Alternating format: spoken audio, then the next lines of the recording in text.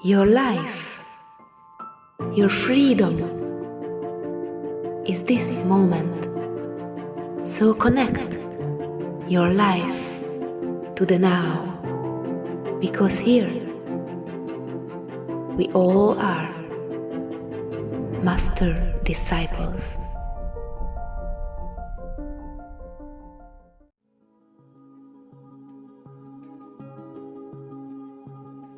De a kérdés az, hogy hozott be ezt a hétköznapokba. Igen.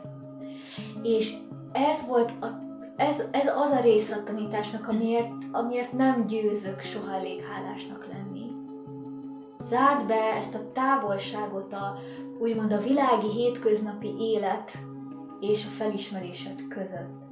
Folyamatosan az ő útmutatásain keresztül gyakoroltam, hogy légy jelen most is, és most is, és most is, és most is. Hogy valóban úgy vagy jelen, hogy meg akarod érteni a másikat, vagy pedig csak a saját igazságodat akarod képviselni olyan értelemben, hogy azt akarod hangoztatni, azt akarod, hogy neked legyen igazad. Hogy milyen az, amikor ezt a megélt igazságot, ezt a szeretetet elkezdem beönteni és bevinni a hétköznapokba, az emberi kapcsolatokba. Hogy milyen az, amikor elhullik a probléma. Mi van, amikor nincs probléma? Mi van akkor, ha nincs probléma veled, velem, vele, bárkivel? Mi van, amikor a teljességet látom mindenhol? Az pedig az a nézőpont, hogy minden ember teljes. Minden ember teljes.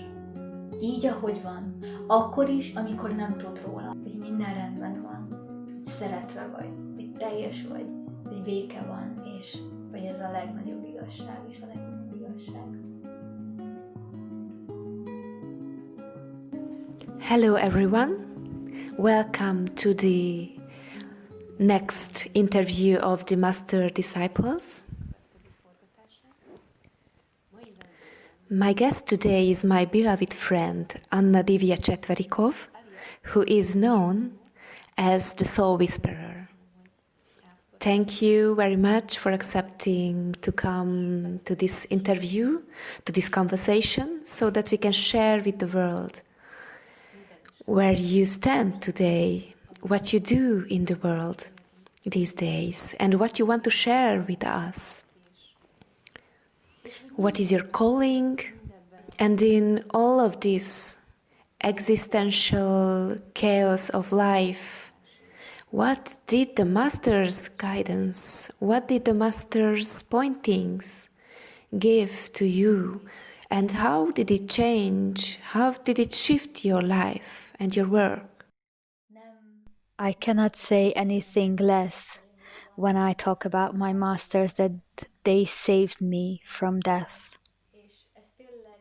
And it's not something that you could understand until you walked this path and you didn't give yourself up fully to a master. And it doesn't mean to a person like Adyashanti or Muji, but it means you give yourself up to a power that is represented by the master. How I could put it into words is what ignited in my heart first through Adyashanti was something that you also mentioned. And I also felt since my childhood that I wanted to live myself. I wanted to live fully who I am.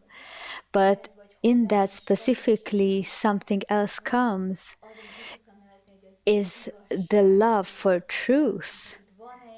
In me there is a truth warrior, maybe since lifetimes, and also the identity of this truth warrior had to fall away. But essentially, this inner desire is still, as it ever was in me, is to represent the clearest truth and love in my life. And for me, Adyashanti was this amazing gift. Someone who always said that these are the two qualities that was the most important in his life since his youth, the love for truth and the love for love. And also,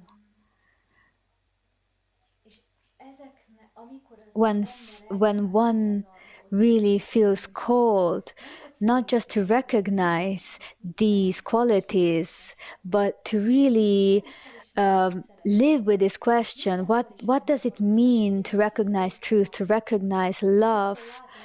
And this is something that I see in people's life, that they believe that they might have a transcendent moment when they will realize who they really are. I recognize this thing. I recognize who I am. I recognize my master. I recognize the truth. I recognize reality. I realize an unconditional love. It depends on people what part they will recognize in that moment. Maybe all their burdens fall away in a second. Maybe they recognize unconditional peace, ecstasy, so it can have different flavors. But in my case, the grace that appeared in my life through Adyashanti in the first years is that he taught me in the first moments, from the first moment on, what the teaching was for him, is that it doesn't matter what you have recognized. Of course, it is important, and I had those recognitions after reading his book. 3 months after reading his book, I had my first awakening through him. Almost like a Hollywood kind of scene on December 31st in 2011 in the woods during winter. I wanted to recognize the truth, and I fell down in the forest, and I had this opening of the recognition of myself. And then the upcoming months, I had so many different experiences. I had moments of unconditional love. I ran out of the streets. I wanted to hug everyone. But Adya was the one who always brought to me through his teachings, that it's okay that you've recognized what you have recognized. And there's this honeymoon phase of the recognition, and it's beautiful. But the question is, how do you embody that in your daily life? And this is the part of the teachings where I'm so humbly grateful for, because in my burning love for him, for Adyashanti, I really took it deep in my heart that it's not just about sitting at the top of the mountain, smiling and feeling that I don't have any more things that I desire, and this is the end of the journey, and I don't have anything to do anymore. But I could really recognize that from this point, a daily practice will start. Which can be really difficult, which is where the rubber hits the road. And this is what usually students ask the master: so how long this journey will end? How long will I have to be really dedicated to the truth? And all the master said, until your last breath, like until the last exhale. And from this point, when I understood it, I realized I had to practice it every day. And I just said, and other masters said also the same thing. And here's where the same teaching comes of the close the gap saying, which means you have to close the gap between what you have recognized and your daily life in the world. And of course, I had the experiences of just sitting at home in my apartment and feeling miraculously with a cup of tea in my hand. But then, my mother called me and asked me whether I wanted to have lunch. And then all the old identities of myself would come up in those meetings. Whether I clean my house, how is my relationship, how am I with other people. And if this presence of the master wouldn't have been here, and I wouldn't have followed his guidance daily, which is, be present now, and be present now, and now, and now. And being with this question of how can you be present through your heart? And these teachings really went into my deepest core about, for example, one satsang, in one satsang he was mentioning, really watch in one conversation. Are you really present? Do you want to understand the other, or you just want to speak your truth, meaning like you want to be right? And sometimes even one sentence of him was like a clearing fire in me, or one of his guidances just really pointing me to see what it means to really embody this truth, this love, and to pour it into my daily life. And here is where there is so much to learn, so much to learn, because all the human things will come up, like the other has really offended me and hurt me and left me and my parents and my path and the truth. And why don't others see me as someone who's completely enlightened? És why don't they just fall in front of my feet? So all this arrogance in the beginning phases would come up in me. And all of these things had to clear out from me day by day, week by week. And I cannot put it into other words but the master's teachings and energy really brought to my knees.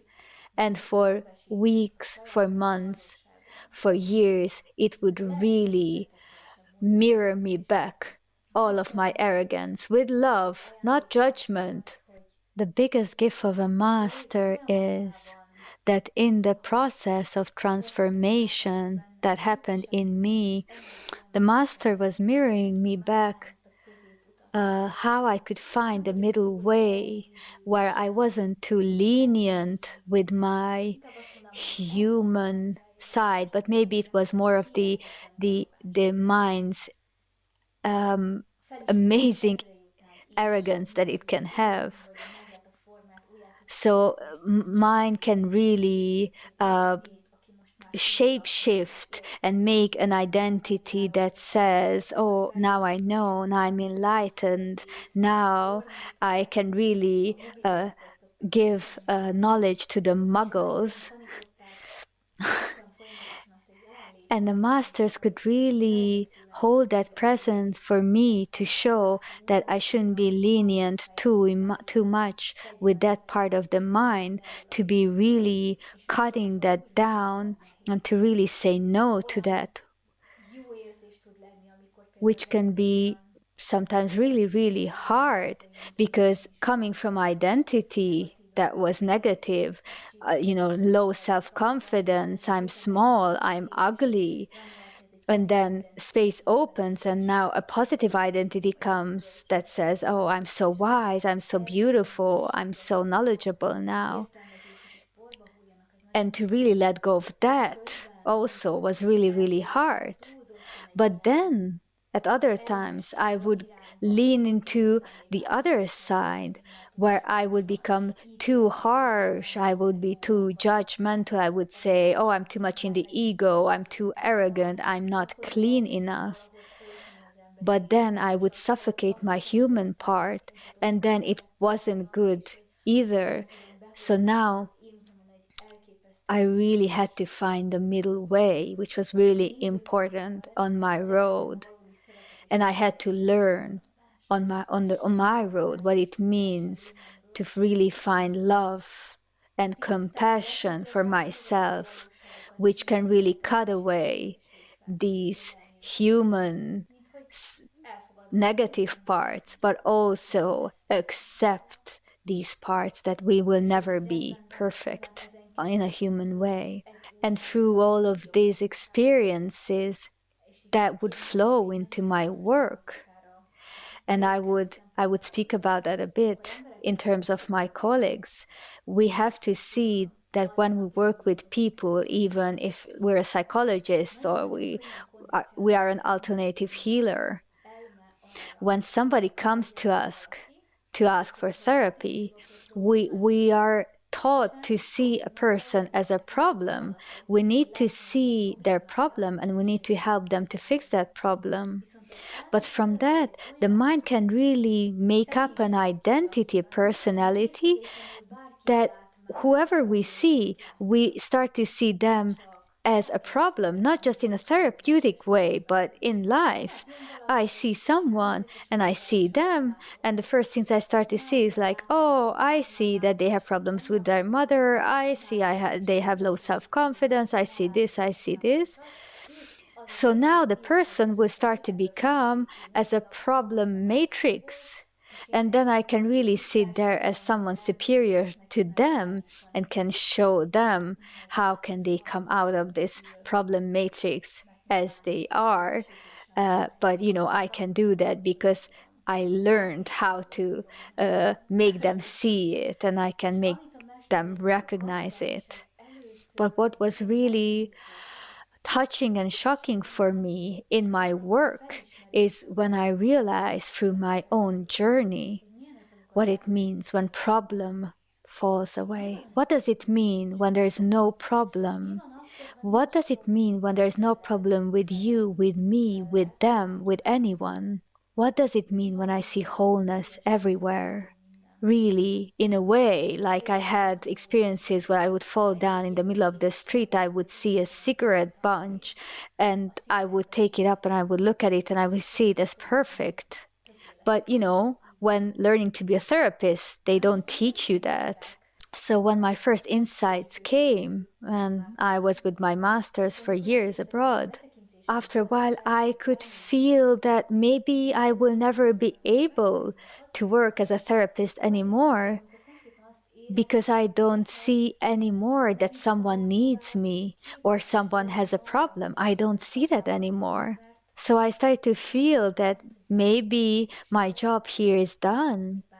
And sometimes jokingly, I would say that maybe life wants me to go to the McDonald's to, put out hamburgers because this is what flows naturally.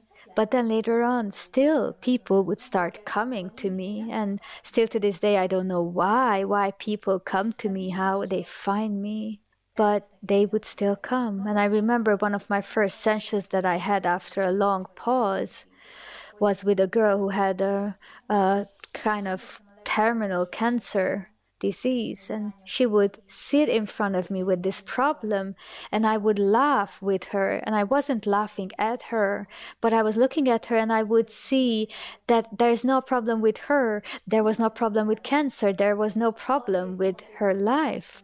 And for a while I was sitting with her and I didn't know what the therapy session will be about this way, that I don't see a problem. So what happens when I speak with someone who asks a session from me and who doesn't know what it means that they don't have a problem, but I see that they actually don't have a problem in life.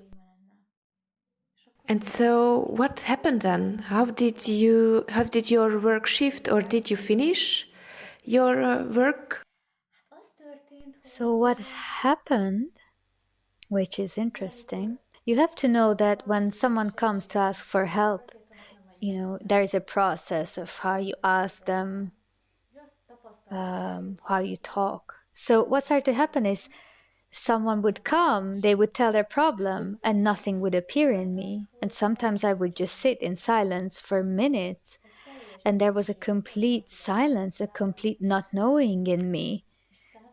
And then in that silence, in that emptiness, a prayer would come of like, God, my Lord, you're the one who is sending these people to me, and I don't have any idea of why these people come to me. I don't know what I can give to them. I don't know why they are here. I don't see a problem with them. And now what comes to my mind is Muji, because I think it's in his journey that when people would come to him, he had the same prayer. So the same thing would appear in me. God, Lord, please put the words in my mouth. Show me why you send these people to me so I can speak to them.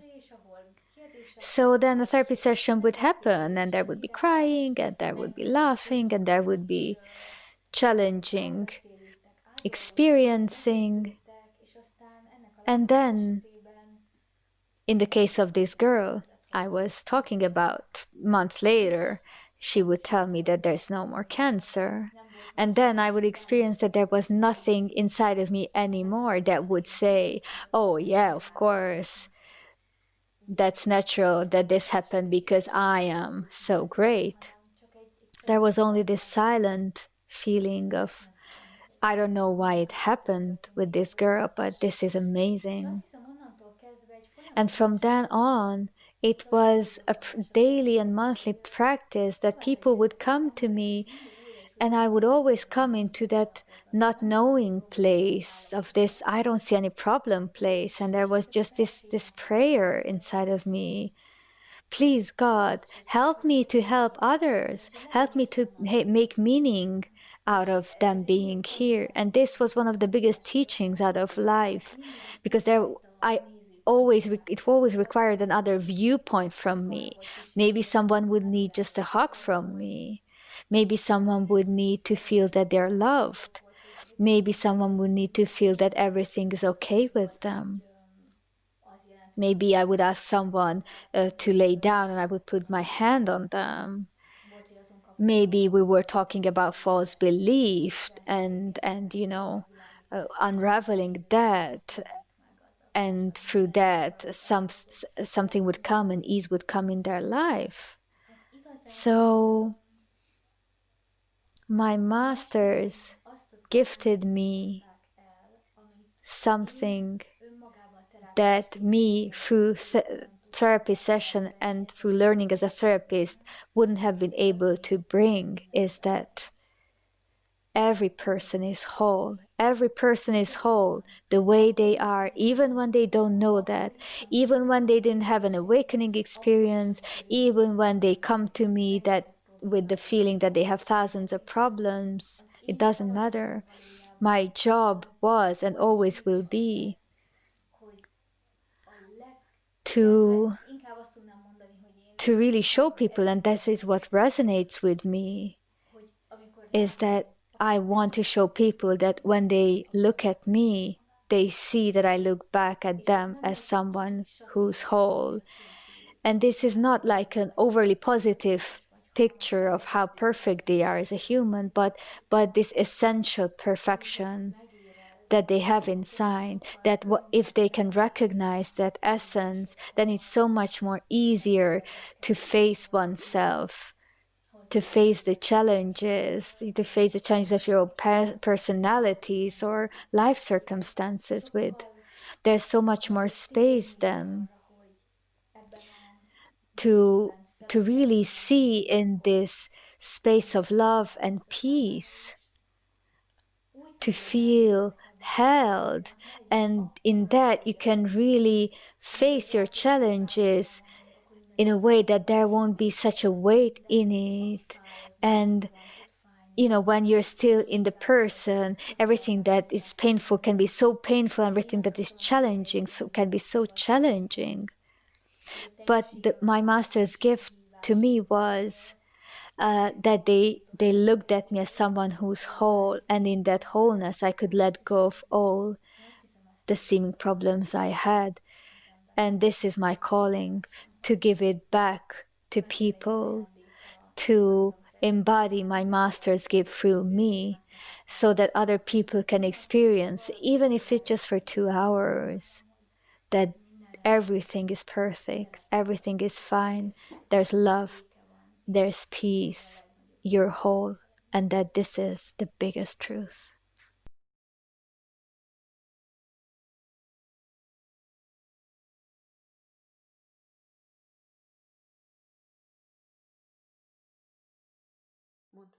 So you said that everybody is whole and perfect as they are, and I think that this is something that I see the same way as you do.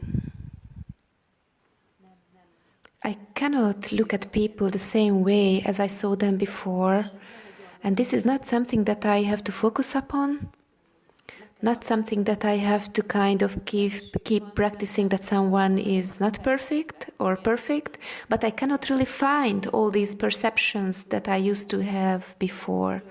The same way as you mentioned so beautifully, I just see people as perfect as they are, and I don't really see a conditioning that is not good, that I don't see that I'm perfection, but I see people that they are just the way they are just perfect the way they are in the moment.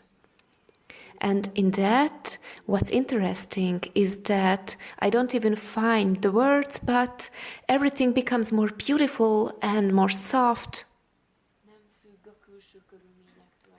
How I feel myself doesn't depend on the outer circumstances anymore, and how I feel doesn't depend on how I feel. My joy doesn't depend on how I feel actually. And everything what you said touching me so much. And of course, it's different to sit here. It's different than listening it on YouTube, but I hope the viewers will feel it.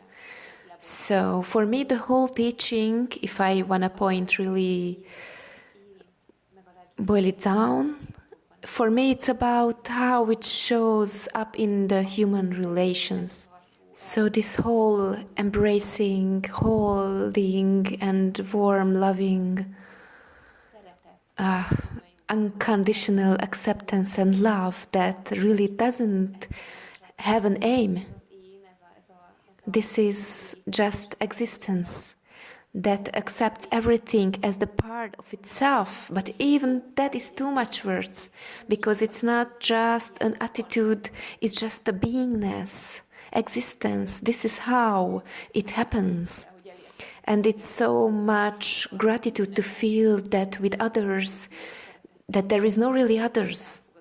I become much more loving and I accept them for who they are. And I really want to show them, please see how perfect you are.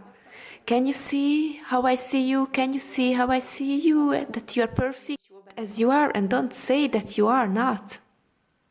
And there is just this prayer in me, the same way as you said. Please just see your own beauty, your own wholeness. And I think this is the biggest help, but maybe not even a help, but this is something that I can give in life, in my connections, that I can reflect the other as someone who is whole and perfect. I don't even know what I wanted to say, but this is what you said brought up in me. And there is this gratitude in me that in the relationships and connections I have with other people, I don't hurt myself anymore and I don't hurt others anymore. Much, much less. And I see myself as being much more loving and accepting and kind. And sometimes acceptance is saying, no, this is not okay for me. And maybe the most important thing is to see that we're in the same boat together as one. So this kind of more or less positioning feeling that the ego has, you know, how to position myself in the face of the other, like whether I'm bigger or smaller. This took me the most time to be cleared out of my system. This kind of viewpoint of the arrogance lifting up and seeing someone as more than the others, and to be able to give up that and to say, I don't want that, I don't want to have that positioning anymore. This is a one meeting the one. In every connection, in different forms, in different colors. One of them, one of us is a tree, the other one is a flower, but this is perfect and we're one in that. Thank you so much for this conversation.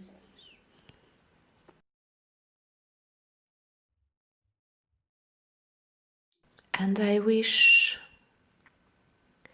that in your life and in your work to live with that joy and love that is emanating from you. Thank you. Thank you for allowing me to be here. Thank you for this conversation in truth and love. I'm so grateful.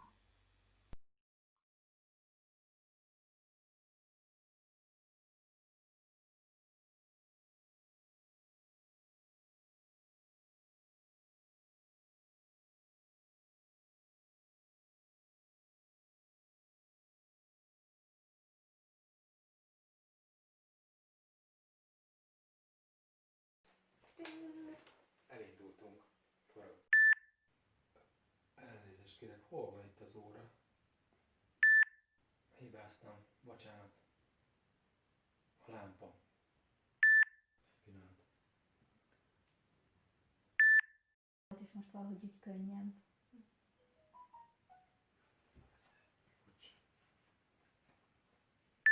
A mintáimmal. Elnézést, újra kell indítanom. Hallja mindenki ugye, hogy szomszéd bácsi éppen osztja az igét. Ez hihetetlen, hetek óta nem szólalt meg. Igen, ez így szokott lenni. És bekapott egy sört, aztán megjött a nyelve. Vagy kapom? Oké, tehát a kérdés az... Kérdés az, hogy 1982-ben világosodtam meg. Azóta jól vagyok. Kivéve, amikor elfelejtem. Igen. Na, Nyomjuk az ipart. De ne úgy, ahogy ezt a nagymamáink értették. És a mai interjú alanyom egy kedves barátom, Csetverikov. Tudtam, hogy ebből baj lesz.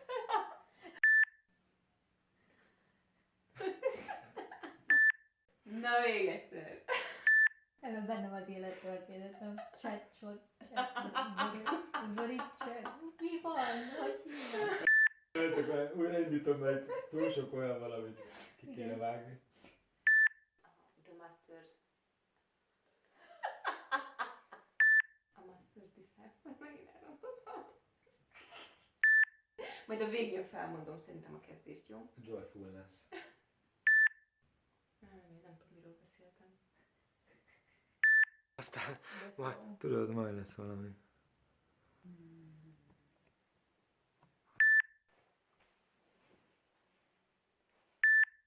Ugye nem fog máshogy állni a hajam, meg ilyenek? Össze-vissza állt a hajam. Kívülről tök